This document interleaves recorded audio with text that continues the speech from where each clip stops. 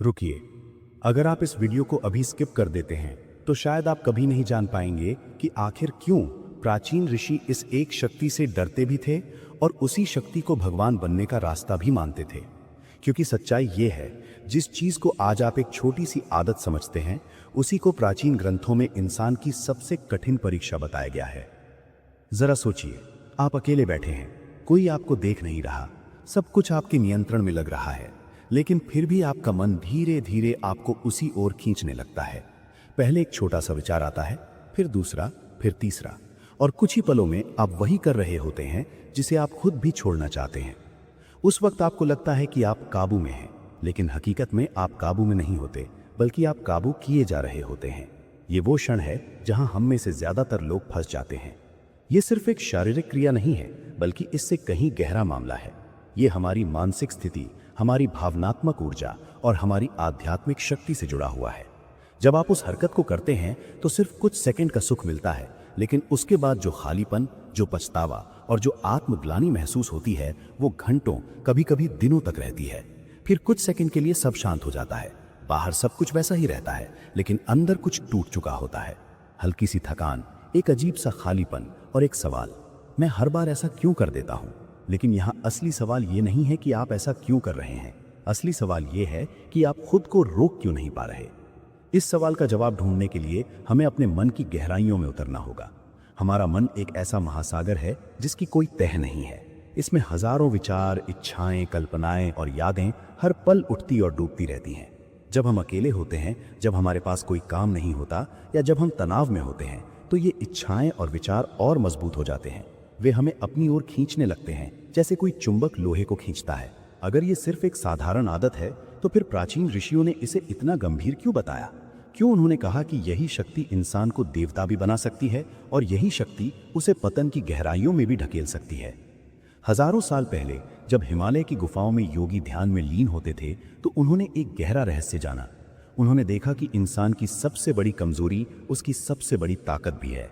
उन्होंने इस शक्ति को जीवन शक्ति का नाम दिया, लेकिन उन्होंने ये भी समझा कि यही जीवन शक्ति जब नियंत्रण से बाहर हो जाती है, तो वही इंसान को अंदर से खोखला करने लगती है। प्राचीन योगियों और ऋषियों ने मानव शरीर और मन का गहन अध्ययन किया था। उन्होंने पाया कि हमारे शरीर में ऊर्जा के कई केंद्र हैं जिन्हें चक्र कहा जाता है। ये जीवन शक्ति, जिसे वे ओजस या तेज कहते थे, हमारे शरीर में प्रवाहित होती है। जब ये शक्ति नीचे के चक्रों में अटक जाती है, खासकर स्वाधिष्ठान चक्र में, जो कि हमारी इच्छाओं और वासनाओं का केंद्र है, तो ये हमें इन आदतों की ओर ढकेलती है। लेकिन जब यही शक्ति ऊपर की ओर उठती है, सहस्त्रार चक्र तक पहुंचती है, तो यही इंसान को ज्ञान, शांति और दिव्यता का अनुभव कराती है। कल्पना कीजिए कि आपके अंदर एक घड़ा है जिसमें आपकी सारी ऊर्जा भरी हुई है। ये घड़ा आपकी जीवन शक्ति, आपकी रचनात्मकता, आपका आत्मविश्वास और आपकी महत्वाकांक्षा से भरा है।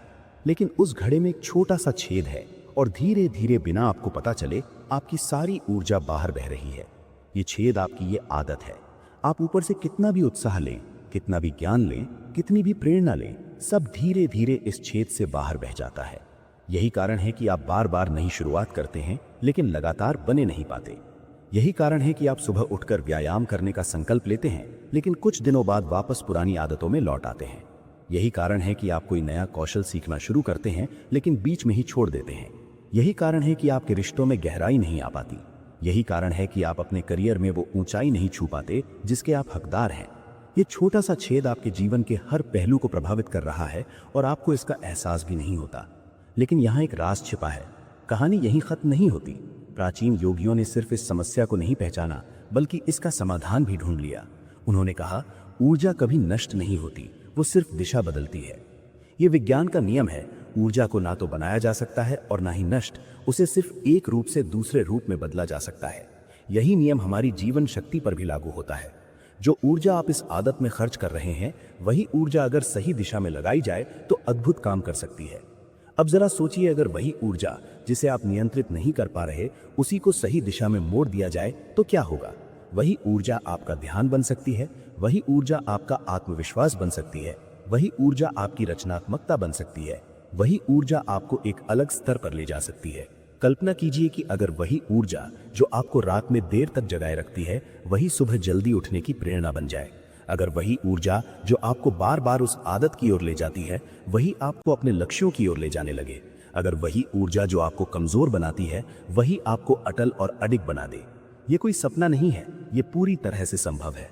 लेकिन यहीं पर 99% लोग सबसे बड़ी गलती करते हैं। वे इस शक्ति को दबाने की कोशिश करते हैं। वे सोचते हैं कि इसे खत्म कर देना ही समाधान है। वे सोचते हैं कि अगर वे इसके बारे में सोचना ही बंद कर दें, अगर वे इसे नजरअंदाज करें तो ये खत्म हो जाएगी। लेकिन दबाना कभी समाधान नहीं होता। दबाने से हमेशा उल्टा असर होता है। जितना आप दबाएंगे वो उतनी ही मजबूत होकर वापस आती है। इसे एक नदी की तरह समझिए। अगर आप एक बहती हुई नदी को जबरदस्ती रोकने की कोशिश करेंगे तो वो या तो बांध तोड़ देगी या फिर उफान पर आकर सब कुछ डुबो देगी। लेकिन अगर आप उसका रास्ता बदल दें तो वही नदी बिजली भी पैदा कर सकती है और जीवन भी दे सकती है। वही नदी खेतों को सींच सकती है, फसलें उगा सकती है और हजारों लोगों की प्यास बुझा सकती है। बिल्कुल इसी तरह आपकी इच्छाएं आपकी कमजोरी नहीं है, वे आपकी कच्ची ऊर्जा है। समस्या ये नहीं है कि आपके अंदर ये शक्ति है, समस्या ये है कि ये आपके नियंत्रण में नहीं है। ये बेलगाम घोड़े की तरह है जो बिना किसी दिशा के इधर उधर भाग रहा है। आपको बस इस घोड़े पर लगाम लगाने की जरूरत है, उसे एक दिशा देने की जरूरत है। लेकिन यहाँ एक और गहरा रहस्य है। प्राचीन योगियों ने इस ऊर्जा को सिर्फ नियंत्रित नहीं किया, बल्कि उन्होंने इसे रूपांतरित किया। उन्होंने इसे नीचे गिरने से रोका और ऊपर की ओर उठाया, और इसी को उन्होंने सच्ची साधना कहा। उन्होंने पाया कि ये ऊर्जा जो आमतौर पर नीचे की ओर बहती है, उसे ऊपर की ओर उठाने की एक प्रक्रिया है। इसे तंत्र में ऊर्ध्वरेता कहा गया है। जब ये ऊर्जा ऊपर उठती है तो ये हमारे मस्तिष्क के उन हिस्सों को सक्रिय करती है जो रचनात्मकता, एकाग्रता, करुणा और ज्ञान से जुड़े हुए हैं। यही कारण है कि महान वैज्ञानिक, कलाकार, संत और योद्धा अपनी ऊर्जा का उपयोग इतनी शक्तिशाली तरीके से कर पाते हैं। अब सवाल है, ये कैसे होता है? ये रूपांतरण इतना आसान नहीं है, लेकिन ये असंभव भी नहीं है। इसके लिए एक व्यवस्थित दृष्टिकोण और निरंतर अभ्यास की जरूरत है। सबसे पहले आपको यह समझना होगा कि मन को रोका नहीं जा सकता, मन को सिर्फ दिशा दी जा सकती है। जब भी आपके दिमाग में कोई उतावला विचार आए, उसे तुरंत रोकने की कोशिश मत कीजिए, क्योंकि जितना आप रोकने की कोशिश करेंगे वो उतना ही मजबूत होगा। ये एक मनोवैज्ञानिक सच्चाई है। जब आप किसी विचार को दबाते हैं तो आपका अवचेतन मन उस पर और ज्यादा ध्यान केंद्रित करने लगता है। इसके बजाय उसे देखिए, ऐसे देखिए जैसे आप किसी और के दिमाग को देख रहे हों। खुद से कहिए, ये सिर्फ एक विचार है, मैं नहीं हूं। ये छोटा सा फर्क आपकी पूरी यात्रा बदल सकता है, क्योंकि इसी पल में आप विचार के गुलाम से एक साक्षी बन जाते हैं, और यहीं से नियंत्रण की शुरुआत होती है। ये साक्षी भाव ही ध्यान का मूल है। जब आप अपने विचारों को बिना किसी निर्णय के, बिना किसी प्रतिक्रिया के देखना सीख जाते हैं तो वे अपनी शक्ति खो देते हैं। वे बस गुजर जाते हैं बिना आपको प्रभावित किए।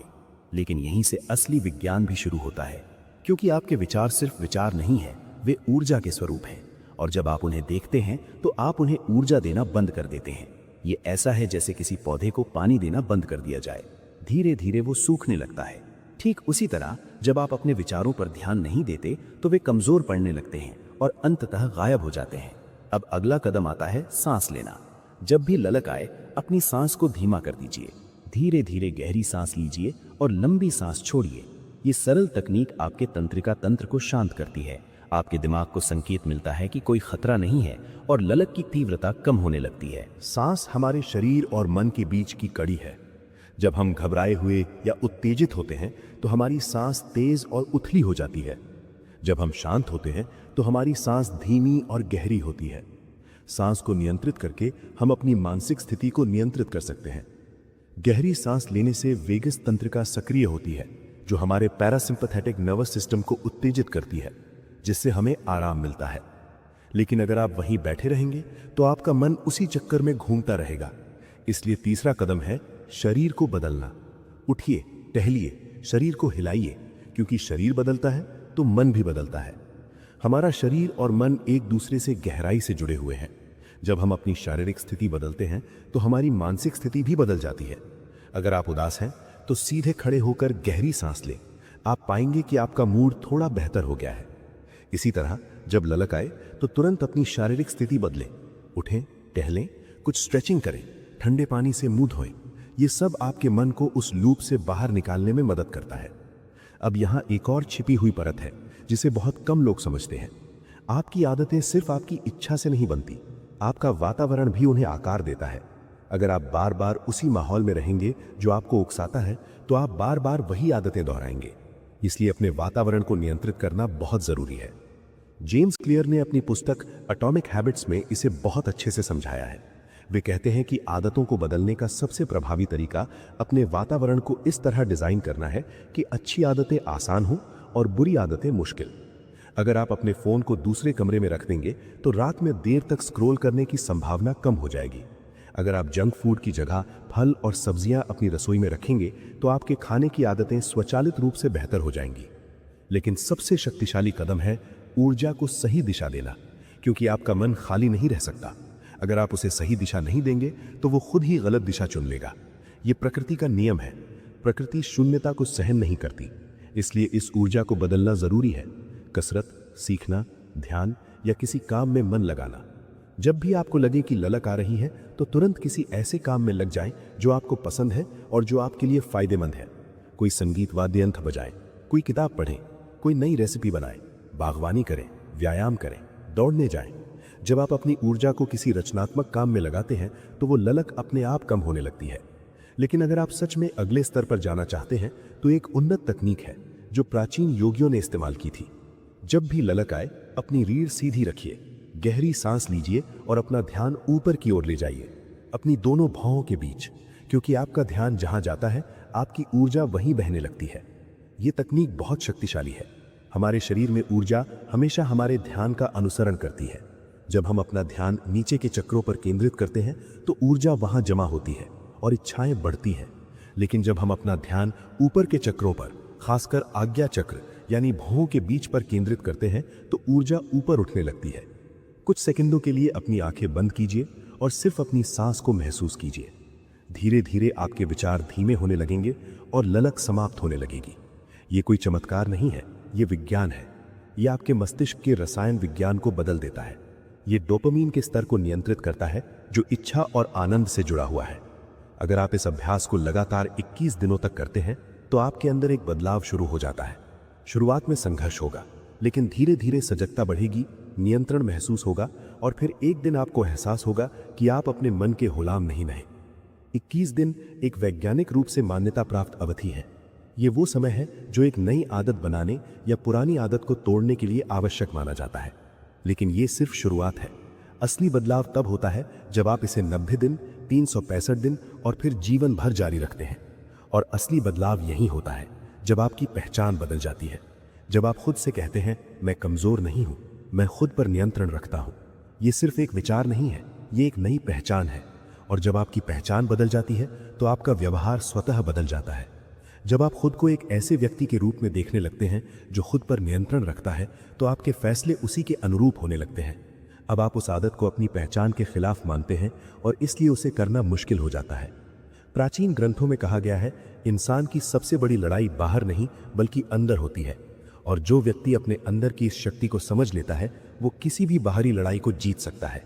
गीता में भगवान कृष्ण अर्जुन से कहते हैं, आत्मानम रथिनम विद्धि शरीरम रथमेव च, यानी आत्मा को सारथी और शरीर को रथ समझो। हमारा मन उस रथ की लगाम है और हमारी इंद्रियां वे घोड़े हैं। अगर लगाम कमजोर है तो घोड़े बेकाबू हो जाते हैं और रथ को कहीं भी ले जा सकते हैं। लेकिन अगर लगाम मजबूत है तो हम घोड़ों को अपनी मंजिल की ओर ले जा सकते हैं। आखिर में सच्चाई बहुत सीधी है। ये लड़ाई नहीं है, ये समझ है। ये दबाना नहीं है, ये रूपांतरण है। वही ऊर्जा जो आपको नीचे गिरा सकती है वही आपको ऊपर भी उठा सकती है। फर्क सिर्फ इतना है, आप उसे नियंत्रित करते हैं या वो आपको नियंत्रित करती है। आज से देखना शुरू कीजिए, सजगता लाइए और धीरे धीरे इस ऊर्जा को बदलिए, क्योंकि जिस दिन आपने खुद को जीत लिया उस दिन दुनिया अपने आप आपके सामने झुक जाएगी। याद रखिए, ये कोई रातों रात होने वाला बदलाव नहीं है। ये एक यात्रा है, एक प्रक्रिया है। इसमें उतार चढ़ाव आएंगे, कभी आप सफल होंगे, कभी असफल। लेकिन महत्वपूर्ण ये है कि आप हार न माने। हर असफलता से सीखें, हर बार फिर से शुरू करें और एक दिन आप पीछे मुड़कर देखेंगे और महसूस करेंगे कि आप कितनी दूर आ गए हैं। ये सिर्फ एक आदत को छोड़ने की कहानी नहीं है, ये आपके पूरे जीवन को बदलने की कहानी है। ये आपकी असली क्षमता को पहचानने और उसे प्राप्त करने की कहानी है। ये उस व्यक्ति बनने की कहानी है जो आप बनना चाहते हैं। तो आज ही शुरुआत करें, अभी, इसी पल से। अपनी सांस पर ध्यान दें, अपने विचारों को देखें, अपनी ऊर्जा को महसूस करें और फिर धीरे धीरे उसे सही दिशा देना शुरू करें, क्योंकि आपके अंदर वो शक्ति है, वो क्षमता है बस उसे पहचानने और जागृत करने की देर है।